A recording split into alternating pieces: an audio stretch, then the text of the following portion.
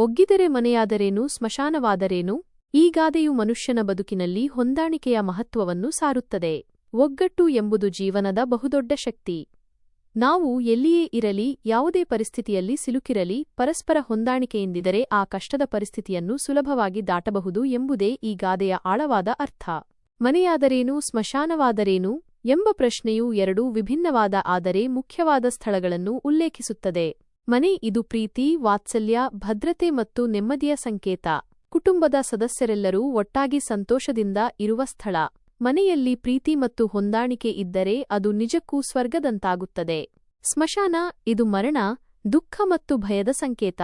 ಸಾಮಾನ್ಯವಾಗಿ ಜನರು ಈ ಸ್ಥಳವನ್ನು ದೂರವಿಡಲು ಬಯಸುತ್ತಾರೆ. ಆದರೆ ಒಂದು ವೇಳೆ ಮನೆಯಲ್ಲಿ ಹೊಂದಾಣಿಕೆ ಇಲ್ಲದಿದ್ದರೆ, ಕಲಹಗಳು, ಜಗಳಗಳು ಮತ್ತು ಅಸಮಾಧಾನಗಳು ತುಂಬಿದ್ದರೆ, ಆ ಮನೆಯು ಸ್ಮಶಾನದಷ್ಟೇ ದುಃಖಮಯವಾಗಿರುತ್ತದೆ. ಅಲ್ಲಿ ನೆಮ್ಮದಿ ಮತ್ತು ಸಂತೋಷವೂ ಮರೆಯಾಗಿರುತ್ತದೆ. ಹಾಗಾಗಿ ಈ ಗಾದೆಯು ಹೇಳುವುದೇನೆಂದರೆ, ಒಂದು ಕುಟುಂಬ ಅಥವಾ ಒಂದು ಗುಂಪು ಪರಸ್ಪರ ಪ್ರೀತಿ ಮತ್ತು ವಿಶ್ವಾಸದಿಂದ ಒಂದಾಗಿದ್ದರೆ ಯಾವುದೇ ಕಷ್ಟದ ಪರಿಸ್ಥಿತಿಯನ್ನು ಸುಲಭವಾಗಿ ಎದುರಿಸಬಹುದು.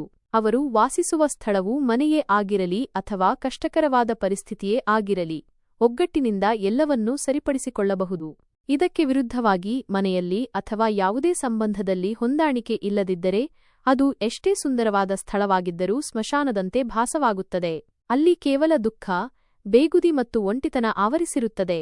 ಸಾರಾಂಶವಾಗಿ ಈ ಗಾದೆಯು ನಮಗೆ ತಿಳಿಸುವುದು ಏನೆಂದರೆ, ಭೌತಿಕ ಸ್ಥಳಕ್ಕಿಂತ ಹೆಚ್ಚಾಗಿ ಜನರ ನಡುವಿನ ಬಾಂಧವ್ಯ ಮತ್ತು ಹೊಂದಾಣಿಕೆ ಮುಖ್ಯ. ಒಗ್ಗಟ್ಟಿದ್ದರೆ ಕಷ್ಟಗಳು ದೂರವಾಗುತ್ತವೆ ಮತ್ತು ಜೀವನವೂ ಸುಂದರವಾಗುತ್ತದೆ.